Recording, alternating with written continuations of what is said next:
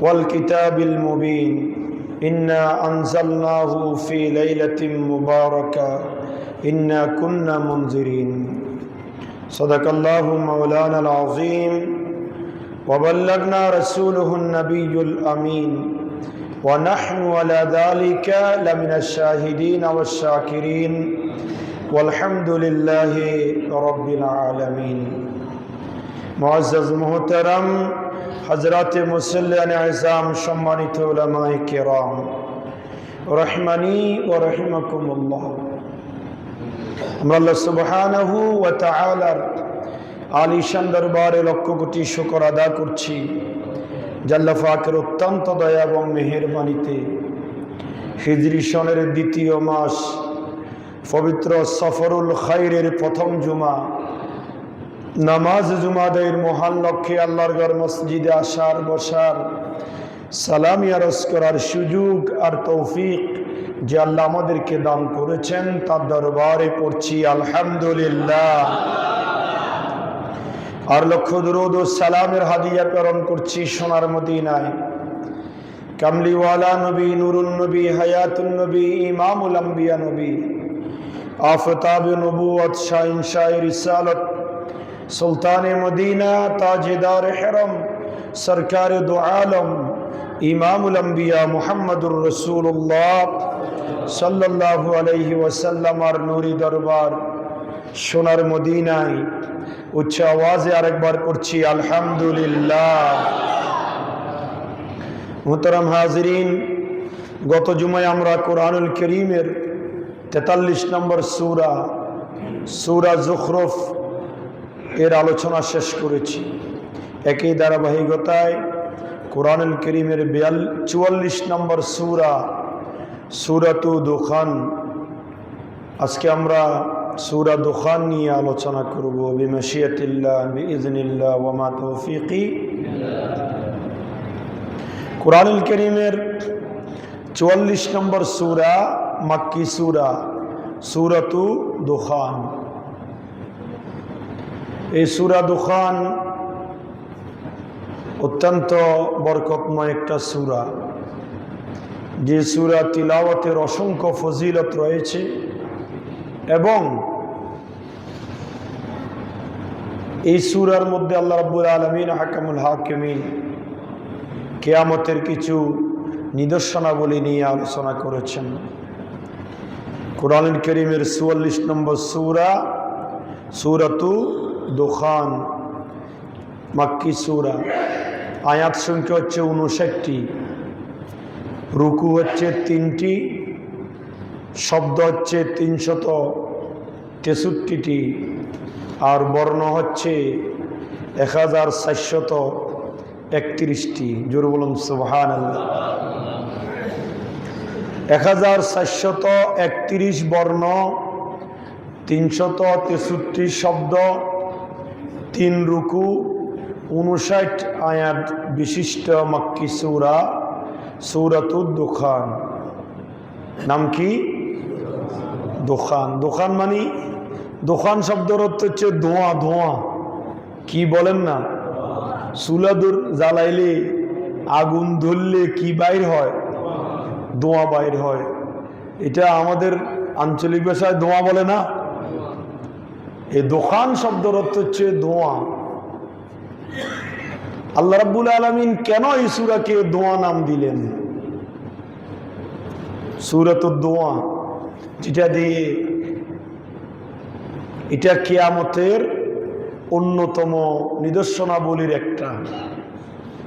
যেদিন কিয়ামত সংগঠিত হবে সেই দিন গোটা পৃথিবী ধোঁয়ায় অন্ধকার হয়ে যাবে। ইমানদার মুমিন মুসলমানের এই ধোঁয়ার কারণে একটু সর্দি ভাব হবে, আর কাফের মুশরিকদের কর্ণ এবং চক্ষু, কান এবং চোখ বন্ধ হয়ে যাবে। জোরে বলুন নাউজুবিল্লাহ। এই জন্য এই সূরাকে সূরাতু দুখান বলে নামকরণ করা হয়েছে। এই সূরা দুখানের অসংখ্য ফজিলত রয়েছে। হযরত আবু হুরায়রা রাদিয়াল্লাহু তাআলা আনহু হাদিস বর্ণনা করেছেন, রসুল খুদা সাল্লাল্লাহু আলাইহি ওয়াসাল্লাম ইরশাদ করেছেন, মান কারা সূরাতু দুখান ফি লাইলাতিল জুমআ গুফিরা লাহু ক্বাবলা সুবহ কামা ক্বালা আলাইহিস সালাতু ওয়াসসালাম। আল্লাহ নবী রাহমাতুল লিল আলামিন ইরশাদ করেছেন, যে ব্যক্তি কোরআনুল কারীমের 25 পারার 44 নম্বর সূরা সূরাতু দুখান জুমার রাত্রিতে তেলাওয়াত করবে, সকাল হওয়ার আগে আল্লাহ পাক তার জীবনের সমস্ত গুনাহগুলো মাফ করে দিবেন। সুবহানাল্লাহ। হযরতে আবু উমামা রাদিয়াল্লাহু তাআলা আনহু বর্ণনা করছেন, রাসূল খুদা ইরশাদ করছেন যে জুমার রাত্রি নয়, মান কারা সূরাতু দুখান ফি লাইলি ওয়ান নাহার বানাল্লাহু লাহু বাইতান ফিল জান্নাহ কামা ক্বালা আলাইহিস সালাতু ওয়াসসালাম। হযরত আবু উমামা হাদিস বর্ণনা করেছেন, রাসূল খুদা ইরশাদ করেছেন, যে ব্যক্তি জুমার রাত্রে অথবা দিনে সূরা দুখান তেলাওয়াত করবে, আল্লাহ রাব্বুল আলামিন তার জন্য জান্নাতে একটা ঘর তৈরি করবেন। সুবহানাল্লাহ। সূরা দুখান কোরআনুল কারীমের 25 পারার 44 নম্বর সূরা। কত নম্বর সূরা? সূরা দুখান। তাহলে এই সূরার তেলাওয়াতের অসংখ্য ফজিলত রয়েছে। আমরা চেষ্টা করব কোরআনুল কারীমের 44 নম্বর সূরা সূরা দুখানকে জুমার রাত্রিতে হোক, জুমার দিনে হোক, রাত্রে দিনে যে কোনো সময়ে একবার আমরা এই সূরা তেলাওয়াত করার চেষ্টা করব। আল্লাহ পাক আমাকে আপনাদের সবাইকে তৌফিক দান করুক, আমিন। তাহলে কি হবে? রাত্রে যদি তেলাওয়াত করি, সকাল হওয়ার আগে আল্লাহ আমার গুনাহগুলো মাফ করে দিবেন। আর রাত্রে অথবা দিনে যে কোনো টাইমে যদি একবার তেলাওয়াত করি, আল্লাহ রাব্বুল আলামিন জান্নাতে আপনার আমার জন্য একটা ঘর নির্মাণ করবেন। সুবহানাল্লাহ। এই সূরা দুখান হুরুফে মুকাত্তাআত দিয়ে আল্লাহ পাক ইন্ট্রোডাকশন করেছেন। কোরআনুল কারীমের আমরা জানি প্রায় 29টি সূরা আল্লাহ রাব্বুল আলামিন হুরুফে মুকাত্তাআত দিয়ে শুরু করেছেন। তার মধ্যে সূরা দুখান আল্লাহ পাক বলছেন, হামিম ওয়াল কিতাবিল মুবিন, সুস্পষ্ট কিতাবের শপথ। সুবহানাল্লাহ বলেন না? সুস্পষ্ট কিতাব কোরআনে হাকিমের শপথ করেছেন আল্লাহ। কোন কোরআন? যেই কোরআনে আল্লাহ রাব্বুল আলামিন হাকামুল হাকিমিন, হালাল হারামের বর্ণনা দিয়েছেন, যেই কোরআনের মধ্যে আল্লাহ রাব্বুল আলামিন দুনিয়ায় এবং আখিরাতের বিধিবিধানের বর্ণনা আল্লাহ সুস্পষ্টভাবে দিয়েছেন। আল্লাহ পাক বলেন, এই কোরআনের শপথ। সুবহানাল্লাহ। ইন্না আনজালনাহু ফি লাইলাতিন মুবারাকা ইন্না কুন্না মুনজিরিন। আল্লাহ পাক বলছেন, নিশ্চয়ই কোরআন আমি রাব্বুল আলামিন হাকামুল হাকিমিন বরকতময় রজনীতে নাজিল করেছি। সুবহানাল্লাহ বলেন না? আমরা জানি কোরআনুল কারীম নাজিল হয়েছে কোন রাত্রিতে? কদরের রাত্রিতে। বলেন না? কোন রাত্রিতে? কদরের রাত্রিতে কোরআনে হাকিম আল্লাহ পাক নাজিল করেছেন। কদর কোন মাসে? সবাই বলেন না কোন মাসে? রমজান মাসে। এই রমজান মাসে শুধু কোরআনে হাকিম নয়, আমরা জানি 104খানা কিতাব, ছোট এবং বড়, সব কিতাবগুলা সহিফাগুলা আল্লাহ পাক রমজান মাসে আল্লাহর নবীদের উপর নাজিল করেছেন। সুবহানাল্লাহ। হাদিসে পাকের মধ্যে আছে যে আদম ও সফিউল্লাহ থেকে নবী মুহাম্মদুর রাসূলুল্লাহ সাল্লাল্লাহু আলাইহি ওয়াসাল্লাম পর্যন্ত যত নবী রাসূলের উপর আল্লাহ যতগুলো কিতাব নাজিল করেছেন, সব কিতাব এই রমজান মাসে আল্লাহ পাক নাজিল করেছেন। হযরত ইব্রাহিম খলিলুল্লাহর উপর 10খানা সহিফা আল্লাহ পাক রমজানের প্রথম রাত্রিতে নাজিল করেছেন। সুবহানাল্লাহ। 6 রমজান মুসা আলাইহিস সালাতু ওয়াসসালামের উপর তাওরাত নাজিল করেছেন। 12 রমজান দাউদ আলাইহিস সালাতু ওয়াসসালামের উপর জাবুর নাজিল করেছেন। 18 রমজান ঈসা রূহুল্লাহর উপর ইনজিল নাজিল করেছেন 26শে রমজান দিবাগত রাত্রিতে। বিশ্বনবী, হায়াতুন নবী, ইমামুল আম্বিয়া নবী, সমস্ত নবীদের নবী, জান্নাতের মালিক নবী, নবী মুহাম্মদুর রাসূলুল্লাহ সাল্লাল্লাহু আলাইহি ওয়াসাল্লামের উপর বিজ্ঞানময় কোরআনে হাকিম আল্লাহ পাক নাজিল করেছেন। জোরে বলুন সুবহানাল্লাহ। আল্লাহ পাক বলছেন, ইন্না আনজালনাহু ফি লাইলাতিন মুবারাকা, বরকতময় রজনীতে এই কোরআন আমি আল্লাহ নাজিল করেছি। আর ইন্না কুন্না মুনজিরিন, আর এই কিতাব আমি আল্লাহ নাজিল করেছি মানুষকে জাহান্নামের ভীতি প্রদর্শন করবে, জান্নাতের শুভ সংবাদ দিবে, মানুষকে যাবতীয় আযাব গজব থেকে রক্ষা করার রাস্তা বাতিয়ে দিবে। জোরে বলুন সুবহানাল্লাহ।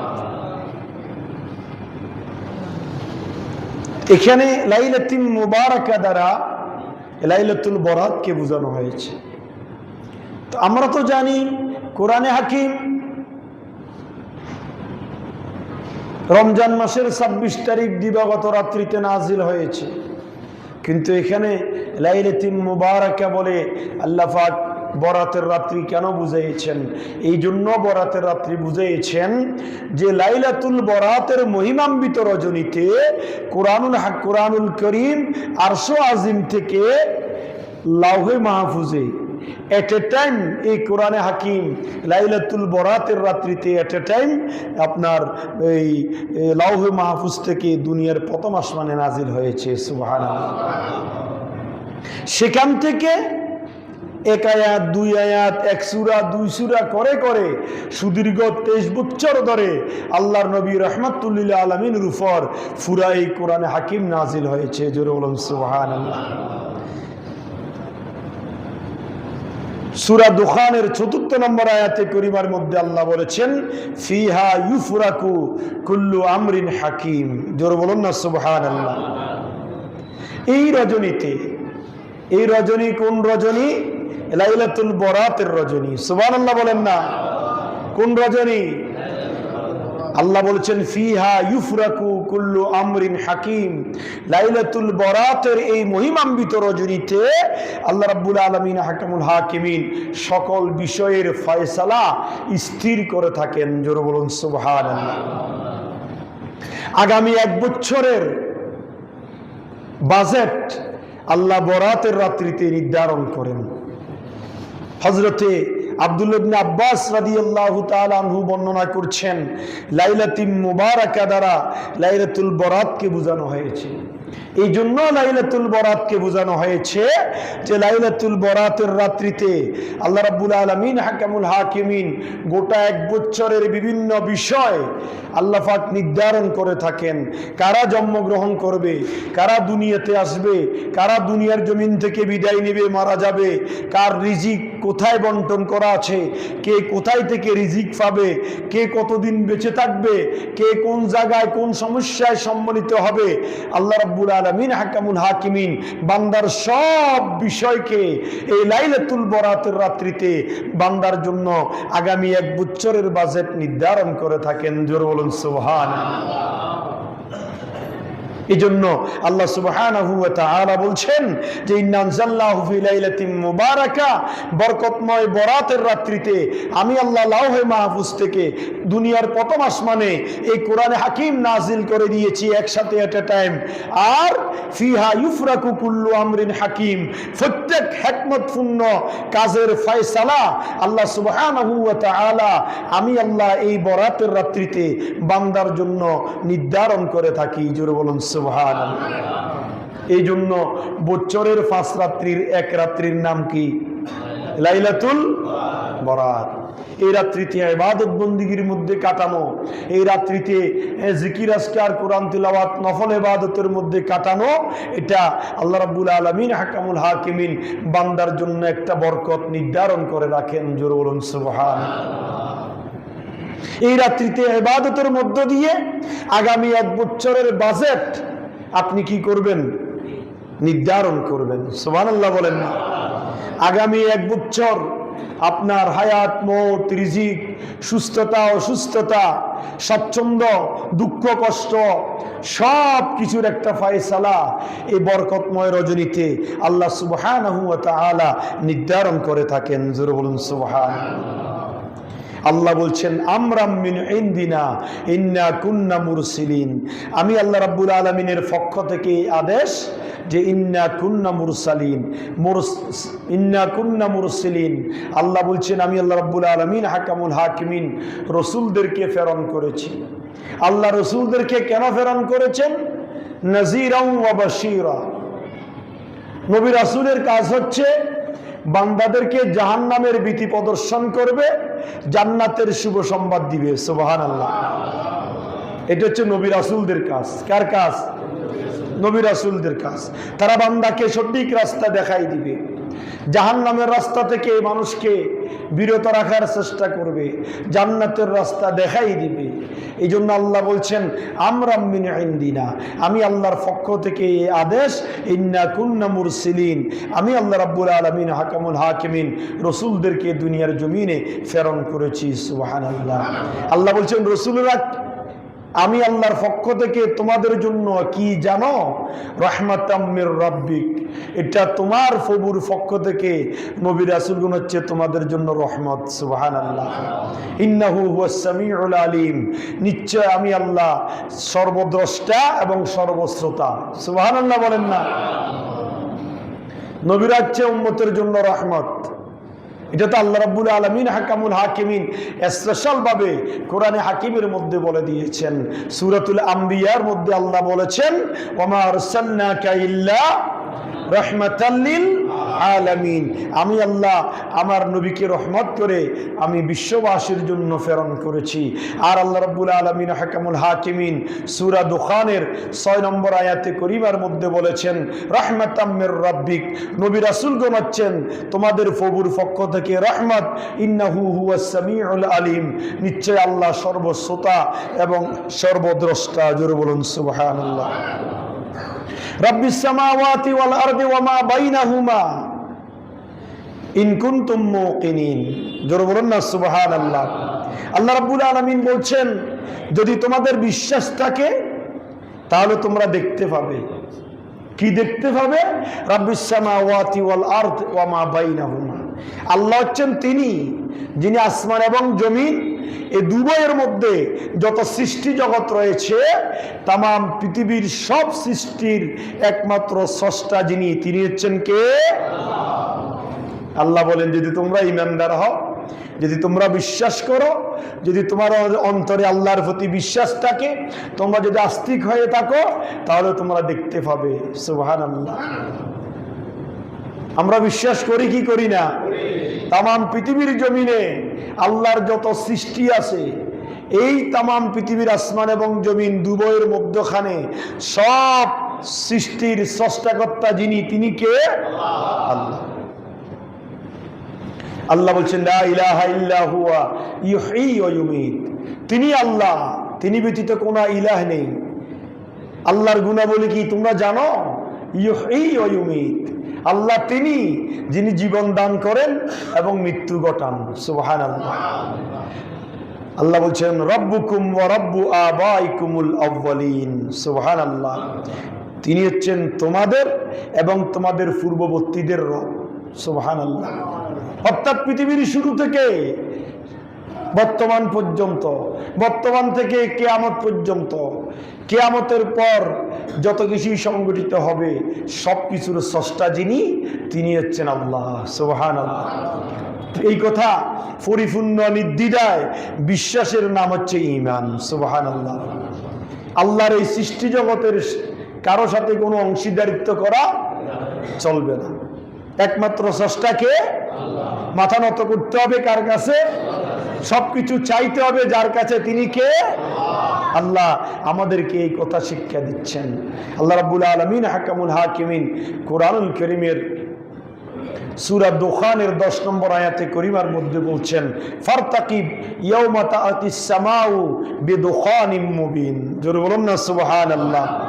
অতএব নবী আমার, আপনি আপনার উম্মতদেরকে জানিয়ে দেন তোমরা ওই দিনের অপেক্ষায় থাকো যেই দিন আসমান থেকে ধোঁয়া বের হবে। সুবহানাল্লাহ বলেন না। এই সূরার নাম কি বলছিলাম? সূরা দোখান। দোখান শব্দের অর্থ কি? ধোঁয়া।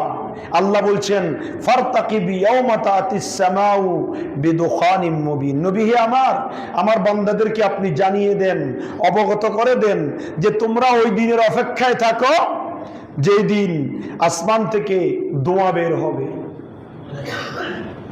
এই ধোঁয়া বের হওয়া কিয়ামতের অন্যতম একটা আলামত। কিয়ামতের অন্যতম একটা আমরা ইনশাআল্লাহ এই সূরার মাধ্যমে কিয়ামতের কিছু আলামত আমরা শুনবো আজকে এবং আগামী জুমায় ইনশাআল্লাহ। কিয়ামতের অসংখ্য আলামত আল্লাহর নবী বর্ণনা করেছেন। কারণ এই পৃথিবী একদিন ফানা হয়ে যাবে। কুল্লু মান আলাইহা ফান। তামাম পৃথিবী ফানা হয়ে যাবে, কিছুই থাকবে না। আরশ, কুরসি, লৌহ কলম, গাছপালা, তরুলতা, দালান কোঠা, বাড়িঘর, জীবজন্তু সবকিছু একদিন নিঃশেষ হয়ে যাবে। ওয়ায়াবকা ওয়াজহু রাব্বিক। একমাত্র বাকি থাকবে যিনি, তিনি কে? কার কথা? কুরআনুল কারীমের সূরা আর রহমানের মধ্যে আমরা সব সময় শুনি কি শুনি না? কুল্লু মান আলাইহা ফান ওয়ায়াবকা ওয়াজহু রাব্বিকা যুল জালালি ওয়াল ইকরাম ফাবিআইয়ি আলায়ে। আল্লাহর সৃষ্টির কোন কোন নিয়ামতকে তুমি অস্বীকার করবে? আল্লাহ বলেন সব ক্ষমতা কার কাছে? কিয়ামতের অসংখ্য আলামত আল্লাহর নবী বর্ণনা করেছেন। আর এই অসংখ্য আলামতের মধ্যে অধিকাংশ আলামত জাহের হয়ে গিয়েছে, প্রকাশ পেয়েছে। কিছু কিছু দুই একটি আলামত কি আছে? বাকি আছে। যার দরুন এই আলামতগুলো বাকি থাকার কারণে কিয়ামত সংগঠিত হচ্ছে না। সুবহানাল্লাহ বলেন না? কিয়ামত অতি নিকটে। তো আমরা ইনশাআল্লাহ এই আয়াতের আলোকে কিয়ামতের কিছু নির্দেশনা বলি আমরা শুনবো। আল্লাহ বলছেন যে ফারতাকিব ইয়াওমা তাতিস সামাউ বিদুখানিম মুবিন। নবী হে আপনি এই আপনার উম্মতদেরকে, আমি আল্লাহর বান্দাদেরকে আপনি বলে দেন, জানিয়ে দেন যে তোমরা ওই দিনের অপেক্ষায় থাকো যেই দিন আসমান থেকে কি বের হবে? এমন একটি কঠিন ধোঁয়া বের হবে যে ধোঁয়ায় গোটা পৃথিবী অন্ধকার হয়ে যাবে, একটা ইঞ্চি পর্যন্ত বাকি থাকবে না। এই ধোঁয়ার মধ্যে ইমানদার মুসলমানের একটু সর্দি ভাব হবে, নাকে পানি আসবে, সর্দির কি হবে? উদ্রূপ হবে। আর যারা কাফের, মুশরিক, মুনাফিক তারা অন্ধ হয়ে যাবে এবং তাদের কর্ণ শ্রবণ শক্তি নষ্ট হয়ে যাবে। জোরে বলুন নাউজুবিল্লাহ। ইয়াকশান নাসা। আর সেই দিন মানুষ আযাবে গ্রেফতার হয়ে যাবে। হাযা আযাবুন আলীম। মানুষকে ঘিরে ফেলবে এই যন্ত্রণাদায়ক আযাব। কোন দিন? বলেন না কোন দিন? কিয়ামতের দিন। আল্লাহ বলছেন ইয়াকশান নাস, মানুষকে গ্রাস করে ফেলবে, বাঁচানোর কোনো সুযোগ নাই, সবাই গ্রেফতার হয়ে যাবে। হাযা আযাবুন আলীম। এটা হচ্ছে কঠিন আযাব, কঠিন শাস্তি। কার পক্ষ থেকে? আল্লাহর পক্ষ থেকে। রাব্বানা কশিফ আন্নাল আযাবা ইন্না মুমিনুন। আর ওই দিন বলবে, হে আল্লাহ আমাদেরকে আযাব থেকে আপনি রক্ষা করুন, আমরা বিশ্বাস স্থাপন করছি। যে বলুন না সুবহানাল্লাহ। আপনি আমাদেরকে আযাব থেকে বাঁচান। রাব্বানা কশিফ আন্নাল আযাব ইন্না মুমিনুন। আমরা ঈমানদার। তো যারা ঈমানদার ছিল এই সম্পর্কে ভালো জানেন কে? আর যারা বেঈমান ছিল, আল্লাহকে অস্বীকার করেছে, আল্লাহর সামনে আল্লাহর সাথে অন্য কাউকে শিরিক করেছে, কুফরি করেছে, মুনাফিকের খাসলত নিয়েছিল, এই সম্পর্কে জানেন কে? আল্লাহ রাব্বুল আলামিন হাকামুল হাকিমিন সেই দিন কঠিন আযাবে মানুষকে গ্রেফতার করে ফেলবেন। তো আমরা এই আয়াতের আলোকে কিছু কিয়ামতের নিদর্শনাবলী শুনব। কিয়ামতের নিদর্শনাবলী আমি রিসার্চ করে দেখেছি প্রায় 41টা পর্যন্ত পাওয়া যায়, আরো বেশি থাকতে পারে, আরো বেশি থাকতে পারে। কিন্তু মুসলিম শরীফের হাদিসের ফাঁকের মধ্যে এসেছে হযরতে যুহফা ইবনে ইয়ামান রাদিয়াল্লাহু তাআলা আনহু বর্ণনা করছেন যে একবার আমরা রাসূল পাক সাল্লাল্লাহু আলাইহি ওয়াসাল্লামের দৃষ্টিগোচর হয়ে গেলাম। আমরা একদিন বসে আমরা আলাপ আলোচনা করছিলাম, হঠাৎ করে আল্লাহর নবী আমাদেরকে দেখে ফেলছেন। আমাদেরকে দেখলেন, আমরা কয়েকজন মিলে আলোচনা করতেছি, এমন সময়ে আল্লাহ রসুল আমাদের সামনে আসলেন আর আমাদেরকে দেখতে পেলেন। তখন আল্লাহ রসুল বললেন, হে হুযায়ফা ইবনে ইয়ামান, তোমরা কি আলোচনা করছো? তখন হুযায়ফা ইবনে ইয়ামান বলছেন, ইয়া রাসূলুল্লাহ, ইয়া হাবিবাল্লাহ, আমরা তো কিয়ামত নিয়ে আলোচনা করছিলাম। সুবহানাল্লাহ বলেন না? তখন আল্লাহ রসুল বললেন যে আমি কি তোমাদেরকে এমন কিছু আলামতের কথা বলে দিব না যে আলামতগুলা জাহের হলে, প্রকাশিত হলে সাথে সাথে কিয়ামত সংগঠিত হবে? জোরে বলুন সুবহানাল্লাহ। তখন হুযায়ফা ইবনে ইয়ামান রাদিয়াল্লাহু তাআলা আনহু তার সঙ্গে যত সাহাবায়ে কিরাম ছিলেন তারা বললেন, ইয়া রাসূলুল্লাহ, ইয়া হাবিবাল্লাহ, অবশ্যই আপনি আমাদেরকে জানিয়ে দিবেন কোন আলামত প্রকাশিত হলে কিয়ামত অতি নিকটে আসবে, আমরা জানতে পারবো। এই মুসলিম শরীফ এবং এই হাদিস শরীফটা বুখারী শরীফের মধ্যে এসেছে। বুখারী মুসলিমের এই হাদিস হযরত হুযায়ফা ইবনে ইয়ামান রাদিয়াল্লাহু তাআলা আনহুর এই হাদিসে পাকের মধ্যে 10টা কিয়ামতের আলামত জানা যায়। কয়টা বলেন না? 10টা। ইনশাআল্লাহ আমরা আরো বাকি আলামতগুলা আগামী জুমায় বর্ণনা করব।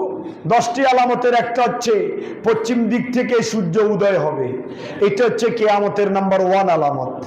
কিয়ামতের 1 নম্বর আলামত কি বলেন না? পশ্চিম দিক থেকে সূর্য, মূলত বর্তমানে সূর্য কোন দিক থেকে উদয় হয়? পূর্ব দিক থেকে। এটা একটা বড় আশ্চর্য অবস্থা বিরাজ করবে যে সূর্য উঠবে কোন দিক থেকে? পশ্চিম দিক থেকে। এটা হচ্ছে কিয়ামতের একেবারে সর্বশ্রেষ্ঠ এবং বৃহৎ বড় আলামত। দ্বিতীয় নম্বর হচ্ছে দুখান।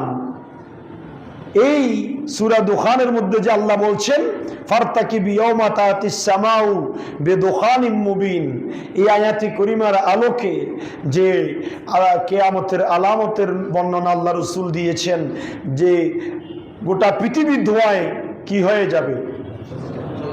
অন্ধকার হয়ে যাবে। সবাই ধোঁয়ার মধ্যে নিমজ্জিত থাকবে, সবাইকে গ্রাস করে ফেলবে, বিকট অবস্থা বিরাজ করবে, শুধু ধোঁয়া আর ধোঁয়া। এই ধোঁয়ার কারণে চোখ খুলতে পারবে না, কিছু দেখবে না, কঠিন অবস্থা বিরাজ করবে। সেই দিন যারা ঈমানদার মুসলমান তারা দেখতে পাবে, শুনতে পাবে, কিন্তু তাদের একটু অসুস্থতা অনুভব করবে। আর যারা কাফের, মুশরিক, মুনাফিক, আল্লাহকে বিশ্বাস করে নাই, রসুলকে বিশ্বাস করে নাই, জান্নাত জাহান্নামকে বিশ্বাস করে নাই, আল্লাহর সাথে অংশীদার করেছে, আল্লাহর সৃষ্টির সামনে মাথা নত করেছে, আল্লাহকে বাদ দিয়ে আল্লাহর সৃষ্টির কাছে যারা চেয়েছে, সেই দিন তারা বোবা এবং বধির হয়ে যাবে, কথা বলতে পারবে না, দৃষ্টিশক্তি হারিয়ে ফেলবে, কানে শুনবে না। তাদেরকে সেই দিন এই কঠিন ধোঁয়ায় গ্রাস করে ফেলবে। জোরে বলুন নাউজুবিল্লাহ। এটা হচ্ছে 2 নম্বর নিদর্শন। 3 নম্বর নিদর্শন হচ্ছে দাব্বাতুল আরদ। ভূগর্ভ থেকে একটা অদ্ভুত জানোয়ার নির্গত হবে, আবির্ভাব ঘটবে। দাব্বাতুল আরদ একটা আশ্চর্য ধরনের একটা জানোয়ার, চতুষ্পদ প্রাণী, যেটা দেখে মানুষ অবাক হয়ে যাবে, ইতিপূর্বে কোনোদিন দেখে নাই, মানুষ হতবাক হয়ে যাবে। দাব্বাতুল আরদ গোটা পৃথিবীর জমিন থেকে বের হবে, মানুষ সেটা দেখে আশ্চর্যান্বিত হয়ে যাবে, অবাক হয়ে যাবে, হতভম্ব হয়ে যাবে। এই এক অদ্ভুত জানোয়ার যেটা আকাশ থেকে বের হবে। এটা হচ্ছে কিয়ামতের কয় নম্বর নিদর্শন? 3 নম্বর আলামত। এটা কিয়ামতের 3 নম্বর নিদর্শন। আল্লাহ রাসূল বলেছেন আজকে যে নিদর্শনাগুলির কথা বলছি এগুলা বড় বড় নিদর্শন, কিয়ামতের বড় নিদর্শন। এগুলা এখনো, এগুলার বহিঃপ্রকাশ ঘটে নাই, এগুলা এখনো দেখা যায় নাই। এগুলা যখনই দেখা যাবে নিশ্চিত কিয়ামত সংগঠিত হয়ে যাবে। চতুর্থ নম্বর হচ্ছে ইয়াজুজ মাজুজের আবির্ভাব হবে। ইয়াজুজ মাজুজের আবির্ভাব হবে, গোটা পৃথিবীর জমিনে ইয়াজুজ মাজুজের আবির্ভাব প্রতিফলন ঘটবে। পঞ্চম নম্বর হচ্ছে ঈসা আলাইহিস সালামের আগমন হবে। কার আগমন? ঈসা আলাইহিস সালাম। ঈসা নবীর জন্ম হয়েছে না হবে? কথা বলেন না। ঈসা নবীর জন্ম হয়েছে। তিনাকে আল্লাহ দ্বিতীয় আসমানে উঠাই নিয়েছেন, তিনি দ্বিতীয় আসমানে আছে। বাইতুল মুকাদ্দাস, জেরুজালেমের মসজিদ, সে বাইতুল মুকাদ্দাসের দুইটা রওয়ায়াত রয়েছে। একটা হচ্ছে বাইতুল মুকাদ্দাসে তিনি আগমন করবেন, আরেকটা রওয়ায়াত রয়েছে আল্লাহর ঘর খানায়ে কাবা, বর্তমানে যেটা হাতিমে কাবা। আল্লাহর ঘর থেকে আকাশের দিকে দরজা থাকবে, সিঁড়ি থাকবে, তিনি সেখান থেকে হাতিমে কাবার মধ্যে নামবেন। সুবহানাল্লাহ।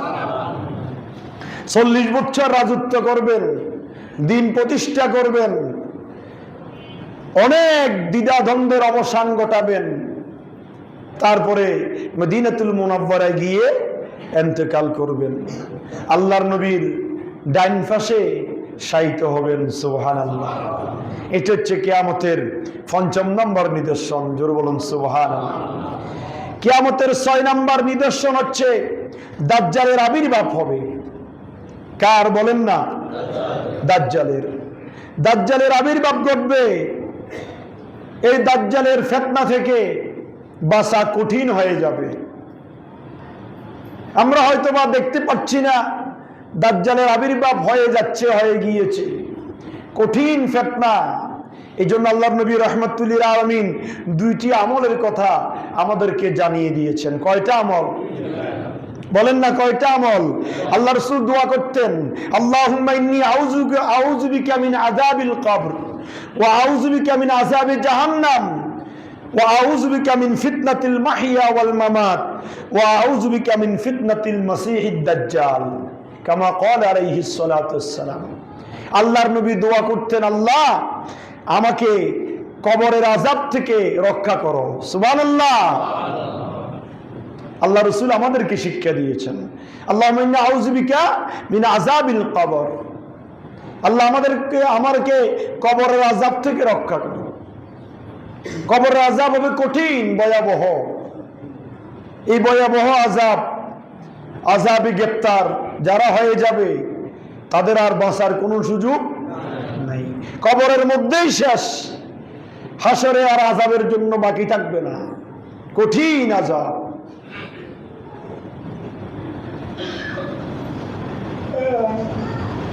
আল্লাহ রাসূল সাল্লাল্লাহু আলাইহি ওয়াসাল্লাম অন্য হাদিসের মধ্যে বয়ান করেছেন যে কবরের আযাব কেন হয় আপনারা জানেন? একবারে ছোট্ট একটা ত্রুটি, 2টা কথা বলা হয়েছে। একটা হাদিসে পাকের মধ্যে এসেছে, মাররান নবী সাল্লাল্লাহু আলাইহি ওয়াসাল্লাম বাইনা কবরাইন। সুবহানাল্লাহ বলেন না? আল্লাহর নবী একদিন হেঁটে যাচ্ছেন 2টা কবরের মাঝখান দিয়ে। কথা বলেন না?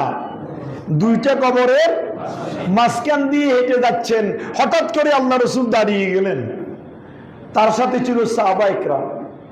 কিরে, আল্লাহ রাসূল হাঁটতেছে হঠাৎ করে দাঁড়িয়ে গেলেন, কিছুই বলছেন না, কি যেন চিন্তায় মগ্ন, চেহারা মলিন হয়ে গেল। সাহাবায়ে কেরাম অত্যন্ত আদবের সাথে বলছেন, নবী ইয়া রাসূলুল্লাহ, ইয়া হাবিবাল্লাহ, হঠাৎ আপনি হাঁটতেছিলেন, দাঁড়িয়ে গেলেন চিন্তিত অবস্থায়, চেহারা মলিন করে। আল্লাহ রাসূল বললেন যে তোমরা দেখতে পাচ্ছ এখানে 2টা কবর। সুবহানাল্লাহ বলেন না? এই 2টা কবরের মধ্যে কি হচ্ছে? আযাব হচ্ছে। এই 2টা কবরের মধ্যে আযাব হচ্ছে, আমার উম্মত আযাবে গ্রেফতার। এই কবরের আযাব দেখে আমি বিস্মিত হলাম, আমি দাঁড়িয়ে গেলাম। তবে বড় কোনো অপরাধের কারণে এই 2টা কবরে কি হচ্ছে না? আযাব হচ্ছে না। সাধারণ আযাব, সাধারণ গুনাহ। কি গুনাহ বলেন না? যেটাকে আমরা একবারে তুচ্ছ মনে করি, এটাকে গুনাহ মনে করি না। আমরা মনে করি এগুলো কি, এটা তো আমাদের, এটা কি আর গুনাহ হচ্ছে নাকি? সাধারণ দুইটা অপরাধের কারণে এই দুইটা কবরে আযাব হচ্ছে। আল্লাহ রসুল কি করলেন? এই কবরের আযাব থেকে রক্ষা করার জন্য উম্মতকে এক নম্বরে আল্লাহ রসুল দোয়া করলেন, 2 নম্বরে অর্ডার দিলেন একটা খাজুরের ডাল নাও, খাজুরের একটা ঢাল। এই খাজুরের ডালটা ভেঙে নিলেন এক সাহাবী, নেওয়ার পরে আল্লাহ রসুল তাকে 2 টুকরা করলেন। 2 টুকরা করে নিজ হাতে 2টা কবরের মাঝখানে গাড়িয়ে দিলেন। সুবহানাল্লাহ বলেন না? আর আল্লাহ রসুল বললেন, যতদিন পর্যন্ত এই খেজুরের ঠাল, এই খেজুরের এই 2টা ফাতা বিশিষ্ট ঠাল যতদিন জীবিত থাকবে ততদিন এই 2 ব্যক্তির কবরে আযাব হবে না। জোরে বলুন সুবহানাল্লাহ। কেন? এই জন্য কবরের ভিতর আমরা মানুষ মারা গেলে কি দিই? খাজুরের ঠাল দেয় না? খাজুরের ঠাল, কবরের উপরে কোনো গাছ আপনারা কাটবেন না। বড় ধরনের গাছ যেগুলা ক্ষতি হবে, আশেপাশে কবর দিতে ব্যাঘাত ঘটবে, এই ধরনের গাছ রাখা যাবে না। কিন্তু ছোট ছোট গাছ কবরের উপরে, বিভিন্ন ছোট গাছ, ফুল গাছ, বিভিন্ন খের বা বিভিন্ন জাতীয় আগাছা, মানে দেখতে সুন্দর এমন গাছগুলা কবরের মধ্যে রাখবেন। কেন? وَإِن مِّن شَيْءٍ إِلَّا يُسَبِّحُ بِحَمْدِهِ وَلَكِنْ لَا تَفْقَهُونَ تَسْبِيحَهُمْ। আল্লাহ বলছেন, আমার সৃষ্টির এমন কোন সৃষ্টি নাই যারা সার্বক্ষণিক আমি আল্লাহর জিকিরে মশগুল নাই। আল্লাহু আকবার। এই গাছ যেটা আপনার মৃত ব্যক্তির কবরের উপরে আছে, সেই গাছ যতদিন জীবিত থাকবে ততদিন আল্লাহর জিকির করছে। সুবহানাল্লাহ। আর যতদিন কবরের উপরে, যার কবরের উপরে এই গাছগুলো আল্লাহর জিকির করছে, ততদিন ওই কবরস্থ ব্যক্তির কবরে আযাব হবে না। কারণটা কি? আল্লাহর একটা সৃষ্টি আল্লাহর জিকির করছে, তার নিচে আরেকটা আল্লাহর সৃষ্টিকে আল্লাহ আযাব দিবেন, এটা আল্লাহর বিধান নয়। জোরে বলুন সুবহানাল্লাহ। এই জন্য খেজুরের ডালটা যতদিন জীবিত থাকে, সবুজ থাকে, ততদিন কাঁচা থাকে, ততদিন আল্লাহর জিকির করে। এই জন্য আল্লাহ রসুল বলেছেন, যতদিন এই ঠাল 2টা কাঁচা থাকবে ততদিন এই কবরস্থ 2টা ব্যক্তির কবরে কি হবে না? আযাব হবে না। সুবহানাল্লাহ বলেন না? তো আল্লাহ রসুল বললেন, এই 2টা কবরে আযাব হচ্ছে, তবে বড় কোনো অপরাধের কারণে নয়। ইয়ামশি বিন নমিমা, 1 নম্বর, এই ডান পাশে যে কবর দেখতে পাচ্ছ, এই কবরে আযাব হচ্ছে এই ব্যক্তি শুধু মানুষের হেঁটে হেঁটে গীবত করত, একজনের দোষ আরেকজনকে বলতো, 2 জনের সামনে, 10 জনের সামনে, দোকানে, রাস্তায়, এখানে সেখানে একজনের গোপন তথ্যগুলো ফাঁস করে দিত এবং তাকে হেয় প্রতিপূর্ণ করার জন্য কিছু কথা আরো বানিয়ে মিথ্যা অপবাদ দিয়ে তার বিরুদ্ধচারণ করত। ইয়ামশি বিন নমিমা, গীবত করত। এই অপরাধের কারণে এই ব্যক্তির কবরে আযাব হচ্ছে। জোরে বলুন নাউজুবিল্লাহ। এটা তো মনে হয় আমাদের সমাজে নাই, ঠিক না? এই ধরনের অভ্যাস আমাদের সমাজে মোটেও নাই। ইয়ামশি বিন নমিমা, 2 জন 4 জন দোকানে, রাস্তায়, এখানে সেখানে, আপনি দোষ ত্রুটি বর্ণনা না করে আপনি যদি ওই ব্যক্তিকে ধরে তাকে একান্ত ডেকে ওই ব্যক্তির দোষটা জানিয়ে দেন, অবগত করে দেন, তাহলে সংশোধন কি সে হবে নাকি আমি হব? তা আপনি আরেকজনের সাথে রাস্তায় দাঁড়িয়ে বলার কোনো লাভ আছে? নাই। আল্লাহ রসুল বলছেন, এই গীবত করার কারণে, মানুষের দোষ ত্রুটি নিয়ে ক্রিটিসাইজ করার কারণে এই ব্যক্তির কবরে আযাব হচ্ছে। আর একটা কেন আযাব হচ্ছে জানো? লা ইস্তাতিরু আনিল বাউল। এই ব্যক্তির কবরে আযাব হচ্ছে, এই ব্যক্তি প্রস্রাব করে ভালো করে পবিত্রতা অর্জন করত না, দাঁড়িয়ে দাঁড়িয়ে প্রস্রাব করত, ছিটকে এসে গায়ে পড়তো। কোরআনে হাকিমে আরেকটা হাদিসের ফাঁকের মধ্যে রয়েছে, ইয়াস্তানজি আনিল বাউল ফাইন্না আম্মাতা আযাবাল কবর, কামা ক্বাল আলাইহিস সালাতু ওয়াসসালাম। আল্লাহ রাসূল বললেন, তোমরা প্রস্রাবের অপবিত্রতা থেকে দূরে থাকো, কেননা প্রস্রাবের অপবিত্রতা কবরের আযাবের অন্যতম কারণ। জোরে বলুন নাউজুবিল্লাহ। কিন্তু বড় আফসোস লাগে তখন যখন আমার কিছু কিছু নামাজি মুসল্লি প্রস্রাবখানায় দাঁড়িয়ে দাঁড়িয়ে কুকুরের মতো, গরুর মতো, ছাগলের মতো, হাইওয়ান জানোয়ারের মতো দাঁড়িয়ে দাঁড়িয়ে প্রস্রাব করে। আবার দেখি ওই ফ্যানটা নিয়ে ওই প্রস্রাবখানা থেকে আবার ওযু করে এসে আবার মসজিদে নামাজও পড়ে। বলে হুজুর বসতে পারি না। তা আপনি এমন ফ্যান কেন ছিলাইলেন যে ফ্যান নিয়ে আপনি কুকুরের মতো প্রস্রাব করতে হয়, গরু ছাগলের মতো প্রস্রাব করতে হয়, বুঝতে পারেন না? আপনাকে তো এমন ফ্যান ফুটতে শরীয়তেও বলে নাই। আপনি ডোলা ডালা এমন ভাবে ফ্যান ফুটবেন যে ফ্যান নিয়ে আপনি স্বাভাবিকভাবে বসে আপনি প্রস্রাব করতে পারবেন। কথা বলেন না, ঠিক কি না? এই জন্য আল্লাহ নবী রাহমাতুল্লিল আলামিন বলছেন, ইস্তানজি আনিল বাউল ফাইন্না আম্মাতা আযাবাল কবর। তোমরা প্রস্রাবের অপবিত্রতা থেকে নিজেকে বাঁচাও। ইয়া রাসূলুল্লাহ, কেন? কজে কবরের যে সমস্ত কারণে কবরে আযাব হবে তার মধ্যে অন্যতম কারণ হচ্ছে প্রস্রাবের ছিটকা, প্রস্রাবের অপবিত্রতা থেকে পবিত্রতা অর্জন না করার কারণে। জোরে বলুন নাউজুবিল্লাহ। এখন আপনি দাঁড়িয়ে প্রস্রাব করতেছেন, প্রস্রাবের ছিটকেও বদনাতে পড়ল। আবার ওখানে দাঁড়িয়ে প্রস্রাব করলেন, আবার বদনার পানি ফুরাইয়া আবার আপনি ধুইতেছেন। এই ছিটকেগুলো ওখানে কমেটের চতুর্পার্শ্বে পড়ে আপনার গায়ে ছিটকে ফুটতেছে। আপনি আবার ওই জামাটা নিয়ে কোথায় আসলেন? মসজিদে আসলেন। তা আপনিও নাফাক। মসজিদের যে স্থানে আপনি নামাজ পড়েছেন সেই স্থানও নাফাক করে দিলেন। তো আপনার ওই জায়গায় কোনো কারণে আরেকটা মুসল্লি আসি নামাজ পড়লো, তো আপনার কারণে ওই নাফাকের উপরে সে সেজদা দিল। গুনাহগার কি আপনি হবেন না? মুয়াজ্জিন সাহেব, ইমাম সাহেব হবে? কথা বলেন না। আমরা কোথায় আসি? আমরা কেমন মুসলমান? আমাদেরকে শিকাল কুকুরের মতো, গরু ছাগলের মতো প্রস্রাব করতে হয়। অথচ ইস্তিনজা, প্রস্রাবের আল্লাহ রসুল কত সুন্দর বিধান দিয়েছেন, দিলাকুলুফের বিধান দিয়েছেন। কবরের আযাব থেকে বাঁচার জন্য প্রস্রাবের পবিত্রতার বিধান দিয়েছেন। আমরা কিন্তু সেই বিধান ফলো করি না, অনুসরণ করি না। আমরা নিজেও অপরাধ করি, আরেকজনকে সে অপরাধের মধ্যে গ্রেফতার করি। নিজেও অন্যায় করি, আরেকজনকে শিখাই। ওই অবস্থায় যদি মগর কোনো মুসল্লিকে, কোনো প্রস্রাবকারী ব্যক্তিকে যদি ডাক দেওয়া হয়, আরো মার গরম 120 ডিগ্রি পাওয়ার বাড়ি যায়। ডাকও দেওয়া যায় না, কিছু বলারও সুযোগ নাই। মুসলমান তো মাথা গরম। এই হলো আমাদের পরিস্থিতি। তো আল্লাহ রসুল বলেছেন যে এই কোনটা বলছিলাম, কিয়ামতের আলামতের কথা বলতে গিয়ে এই কথা এখানে বলছিলাম যে দাজ্জালের আবির্ভাব হবে। 6 নম্বর, কিয়ামতের 6 নম্বর আলামত কি বলেন না?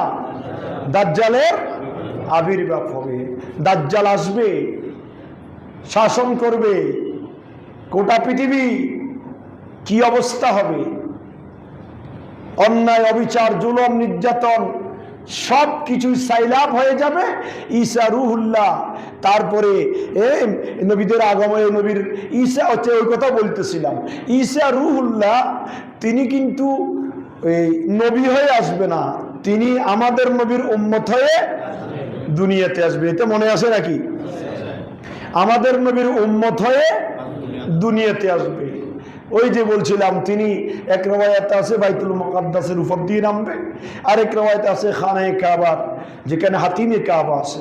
হাতিমে কাবার ওই উফান থেকে, আল্লাহর ঘর থেকে এটা সিঁড়ি থাকবে, তিনি দ্বিতীয় আসমান থেকে ওই আল্লাহর ঘরের সিঁড়ি দিয়ে আল্লাহর ঘরের সাথে হাতিমে কাবার মধ্যে আসবেন।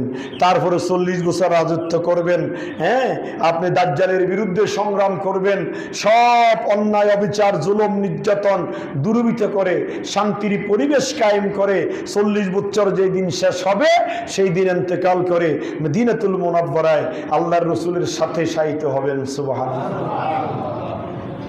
সুতরাং আজকে দুইটা আমলের কথা জানলাম। একটা হচ্ছে ইয়ামশি আলান নামিমা, গীবত থেকে জুবানকে বাঁচিয়ে রাখবেন। কথা যত কম বলতে পারেন। মান সমাতা ফাকাত নাজা।